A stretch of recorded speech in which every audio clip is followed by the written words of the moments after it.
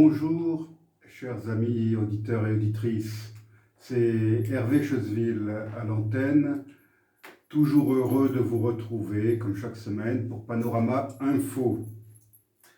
Dimanche dernier, je crois que c'était le 20 juin, il y a eu des élections en France, dans toute la France. C'était les élections régionales et départementales pour ce qui est de la France continentale. En Corse, nous avions des élections territoriales. Je me garderai bien de commenter les résultats, mais par contre, je tiens à exprimer mon... Comment puis-je... Quel adjectif puis-je utiliser? C'est même pas de la déception. Mon horreur face au taux de participation. France, pays de nantis-consuméristes, qui ne pensent qu'à leur fait d'un peuple qui ne pense qu'à son plaisir, à ses week-ends, à ses visites aux centres commerciaux, et qui oublie que les aïeux de ce peuple dont je parle se sont battus pour avoir le droit de vote, ont donné leur vie parfois pour ce droit de vote. Je m'exprime depuis la Corse. Je suis très déçu également en Corse, puisqu'en Corse, un électeur sur deux seulement s'est déplacé. Mais malgré tout, la Corse pourrait avoir la médaille d'or du civisme dans ce pays de France, puisque avec plus de 50% de participation, les Corses montrent l'exemple, même si, à mon avis, et connaissant l'amour de la politique qui prévaut sur cette île, je trouve que le fait qu'un Corse sur deux ne se soit pas venu, c'est très décevant. Pour ma part, j'ai poussé le devoir de citoyen jusqu'à être assesseur. J'ai passé ma journée de dimanche de 7h30 du matin jusqu'à 20h30 comme assesseur dans un bureau de vote de la ville de Bastia. Une grande partie de la journée, j'étais seul avec le président et l'autre assesseur. Le bureau était vide, désespérément vide. Malgré tout, nous avons eu un taux de participation relativement honorable, mais une grande partie des électeurs ne se sont pas déplacés. Pourquoi est-ce que je parle de cela aujourd'hui? Moi qui ne commente jamais les élections françaises. Il m'arrive de commenter les élections africaines, mais rarement les élections françaises. Tout simplement parce que je suis découragé de voir le peu d'engouement dont ont fait preuve les Français pour ces élections, qui sont importantes, parce que les élections régionales, ça concerne notre vie de tous les jours, ça concerne l'avenir de nos terroirs. Pour ce qui est de la Corse, ça concerne l'avenir de notre île.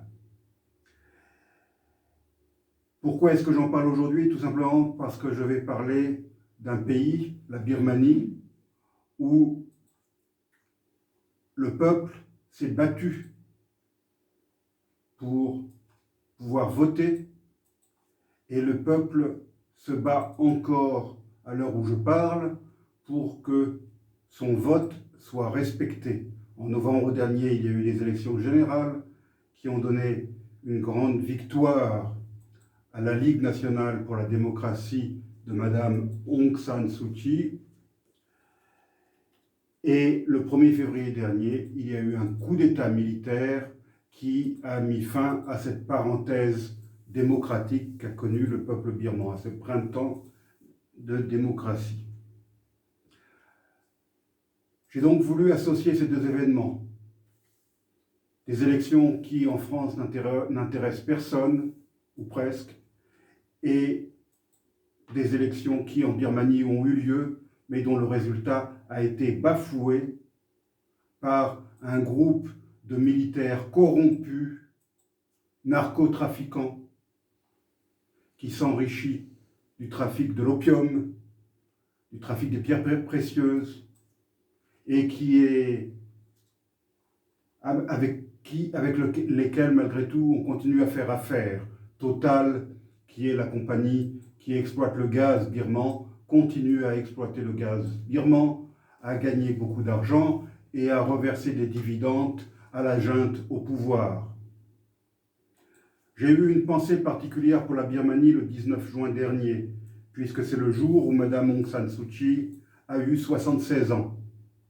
Elle n'a pas pu célébrer son anniversaire, car depuis le 1er février, elle est en prison, comme des milliers d'autres Birmans. Elle a été interpellée le matin même du coup d'État du 1er février dernier. La lauréate du prix Nobel de la paix 1991 fait face à des poursuites judiciaires montées de toutes pièces par la junte. Des poursuites judiciaires tout à fait hétéroclites. Les accusations dont elle est l'objet sont absurdes. Elles ont pour but de l'écarter durablement de la scène politique du pays et de salir son image. Ça a d'ailleurs été une idée fixe des militaires birmans que de l'écarter de la scène politique. Depuis 1988, année de la grande révolte estudiantine, mais pas seulement, contre la junte de l'époque, qui s'est terminée par un bain de sang où les militaires ont tiré à la mitrailleuse dans les rues de Rangoon, sur les étudiants, sur les moines bouddhistes. Depuis 1988, donc, les militaires n'ont eu de cesse que d'écarter Mme Aung San Suu Kyi de la vie politique. Le point faible qu'ils avaient trouvé chez elle, c'est qu'elle était l'épouse d'un citoyen britannique. Donc ils ont inventé une loi qui fait que le conjoint d'un citoyen étranger ne peut pas occuper de fonctions dirigeantes dans le pays. Cependant, lorsqu'elle a remporté les élections, lorsque son parti a remporté les élections il y a quelques années, son parti est malgré tout arrivé au pouvoir et une fonction sur mesure a été créée pour Aung San Suu Kyi pour qu'elle puisse diriger le pays sans avoir le titre ni de présidente ni de Premier ministre. Et d'ailleurs, cette période de démocratie qu'a connue la Birmanie n'était qu'une demi-démocratie, parce qu'Aung San Suu Kyi et son parti ont toujours été sur le fil du rasoir. 25% des députés étaient nommés par l'armée. Le ministre de la Défense, le ministre de l'Intérieur et d'autres fonctions sécuritaires étaient occupés par des militaires et non nommés par le Premier ministre. C'était donc une démocratie sous surveillance. Et c'est pour ça que moi je me suis indigné face aux bien-pensants parisiens, londoniens ou new-yorkais qui n'ont eu de cesse que de critiquer Mme Aung San Suu Kyi parce qu'elle n'avait pas fait suffisamment pour défendre la minorité qu'on appelle Rohingya. Elle n'avait pas le choix. Elle n'exerçait qu'une parcelle du pouvoir et elle était sous surveillance des militaires. Oh, certes, elle aurait pu refuser de collaborer et retourner en prison, mais ces bons esprits qui pensent qu'elle aurait dû faire ce choix pourraient s'inspirer de son exemple. Elle qui a passé des années de sa vie en prison, elle qui n'a jamais revu son mari mort d'un cancer en Angleterre, parce qu'elle savait que si elle quittait la Birmanie, elle ne pouvait pas y revenir. Eh bien, elle a préféré jouer le jeu, faire des compromis avec les militaires, ou tenter d'en faire, pour pouvoir faire avancer la cause du peuple birman dans son ensemble. Mais bien sûr, elle n'avait aucun contrôle ni sur l'armée, ni sur les forces de sécurité. Et la répression a continué pour les Rohingyas, mais pas seulement. Pour d'autres minorités ethniques également, dont on parle beaucoup moins que les Rohingyas. Alors, quels sont les chefs d'inculpation qui pèsent sur l'opposante et qui sont examinés en ce moment, puisque son procès s'est ouvert le 14 juin, quelques jours avant son anniversaire. Il s'agit de l'importation illégale de talkie-walkies, du non-respect des restrictions liées au coronavirus durant la dernière campagne électorale. Il s'agit de la violation d'une loi sur les télécommunications. Là, ce sont les chefs d'accusation les moins graves. Depuis le 15 juin, elle comparaît aussi pour une deuxième procédure dans laquelle elle est inculpée aux côtés de l'ex-président de la République, Win Myint. Elle est inculpée de sédition. L'ancien chef de facto du gouvernement civil, Aung San Suu Kyi, est notamment accusé d'avoir perçu un pot de vin de 600 000 $ et de plusieurs kilos d'or. Des accusations absurdes. Parce que si l'on peut reprocher beaucoup de choses à Aung San Suu Kyi, l'appât du gain ne fait vraiment pas partie de ses traits de personnalité. Aung San Suu Kyi est également poursuivie pour l'utilisation abusive de terres pour la fondation caritative Do Khin Thi qu'elle présidait. Un tribunal étroitement gardé a été spécialement mis en place dans la nouvelle capitale créée par la junte, construite au milieu de la jungle dans les années 90. Cette capitale s'appelle Naypyidaw, même si Rangoon est toujours la plus grande ville du pays et la capitale économique du pays. L'ex-dirigeante n'a été autorisée à rencontrer que 2 fois l'équipe juridique chargée de la défendre, et chaque réunion n'a pas pu dépasser une trentaine de minutes. L'avocat d'Aung San Suu Kyi a souligné qu'elle était un peu désorientée à la suite de son transfert dans un lieu tenu secret depuis le 24 mai dernier. Et elle a même récemment demandé de l'aide pour obtenir des produits de première nécessité, comme du riz ou de l'huile. Et l'avocat a également ajouté que Aung San Suu Kyi n'avait que partiellement conscience de la violence qui déferle depuis le 1er février sur son pays. La junte menace également de dissoudre son parti politique, la Ligue nationale pour la démocratie, qui avait massivement remporté les élections législatives de 2020 en alléguant de fraude au cours de ce scrutin. Depuis le 1er février, date du putsch, près de 850 civils ont péri en Birmanie en raison de la répression du mouvement de contestation qui se poursuit jusqu'à aujourd'hui.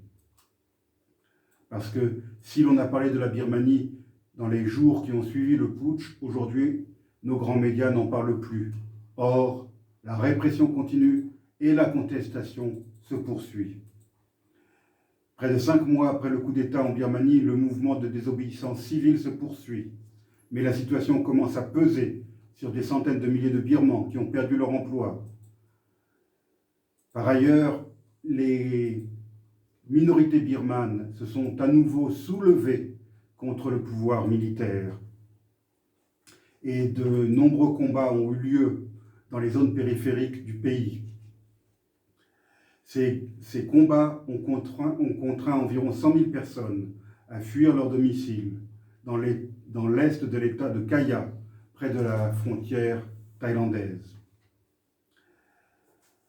Les personnes se trouvant dans les zones touchées par les combats ont un besoin urgent de nourriture, d'eau, d'abri et de soins de santé. Mais les forces de sécurité retardent l'acheminement de l'aide indispensable. La situation humanitaire se dégrade chaque jour un peu plus en Birmanie. Cela a suscité l'inquiétude de la Fédération internationale de la Croix-Rouge, qui a annoncé une vaste campagne grâce à l'assistance de 40 000 volontaires pour venir en aide d'urgence à plus de 236 000 personnes dans toute la Birmanie.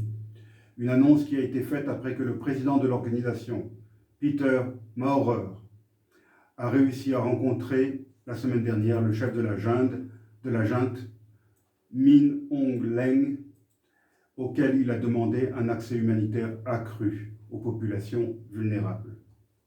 Mais les défis sont immenses,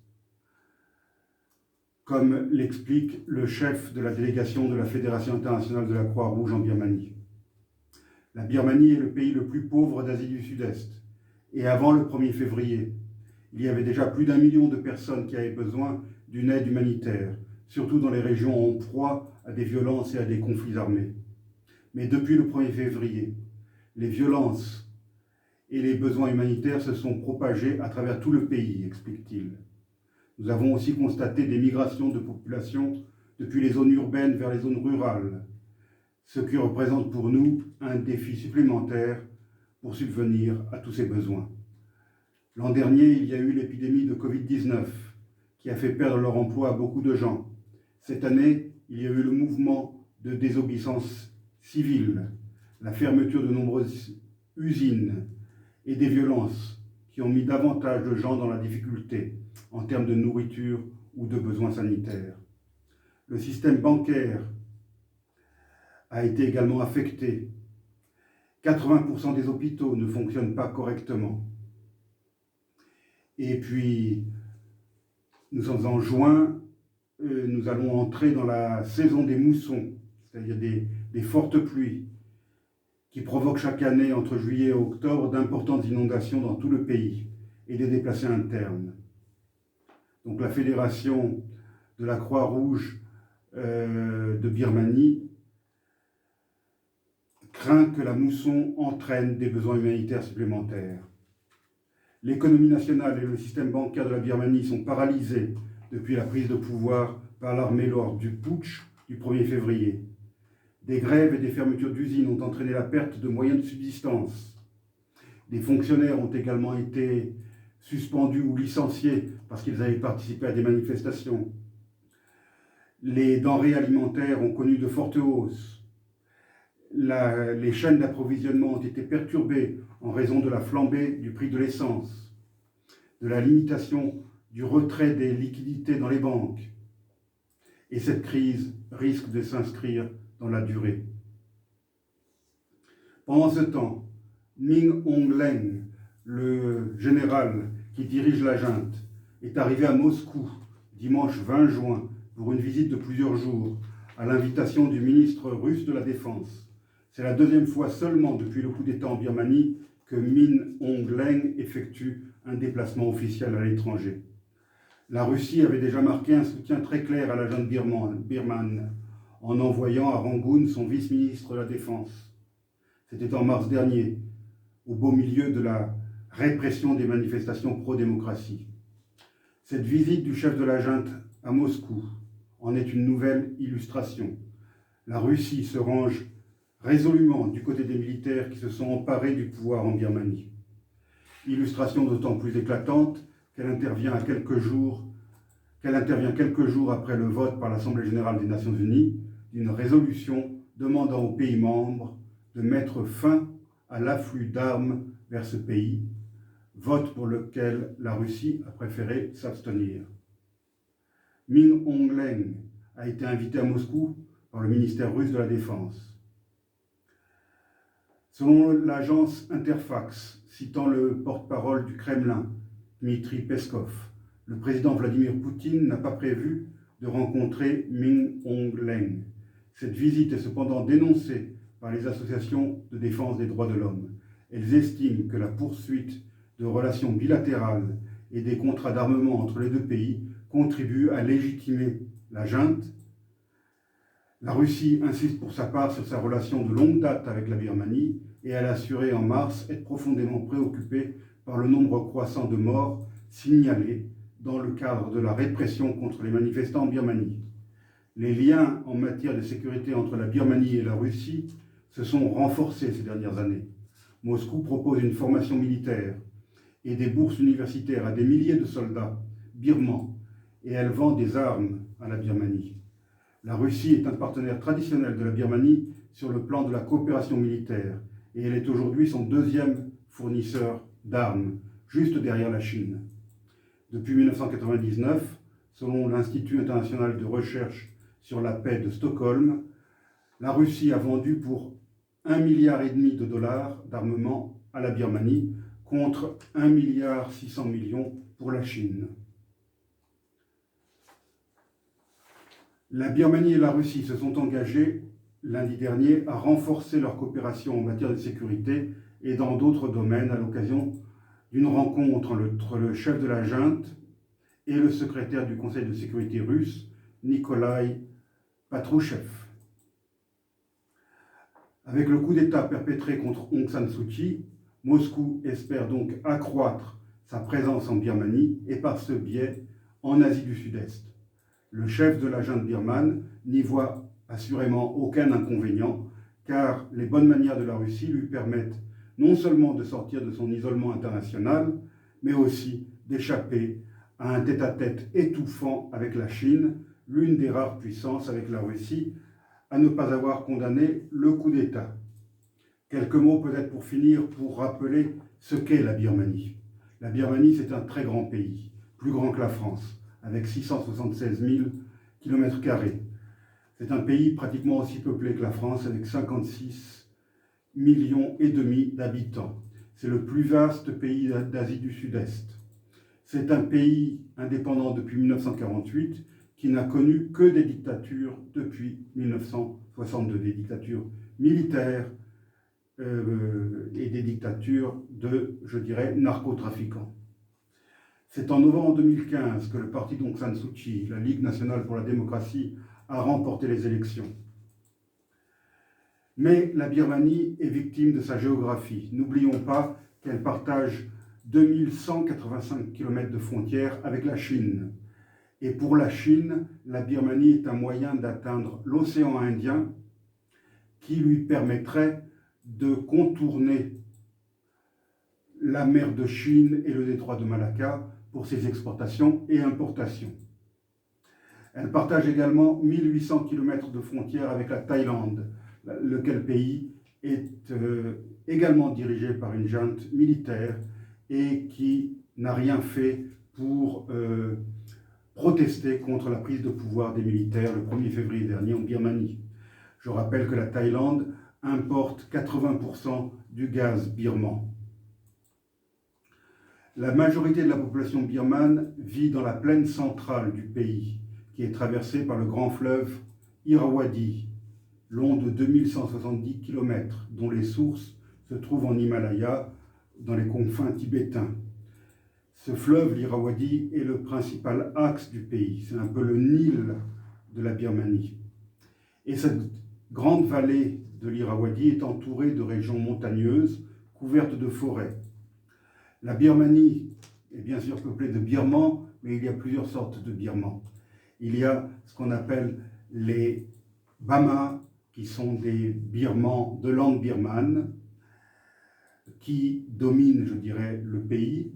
Et il y a également 130 minorités ethniques qui vivent sur plus de la moitié du territoire, en particulier dans ces zones montagneuses qui entourent la plaine centrale.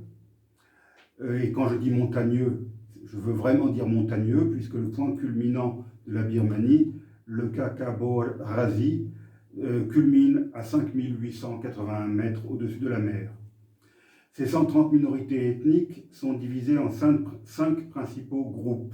Les Shan, qui sont proches des Thaïs, les Mon, qui avaient constitué un royaume prestigieux avant les Birmans, c'est donc, ils sont en Birmanie depuis plus longtemps que les Bamas, les Karen et les Karenni, qui vivent proche de la frontière thaïlandaise, les Chin, les Kachin et les Arakanais au sud-ouest du pays.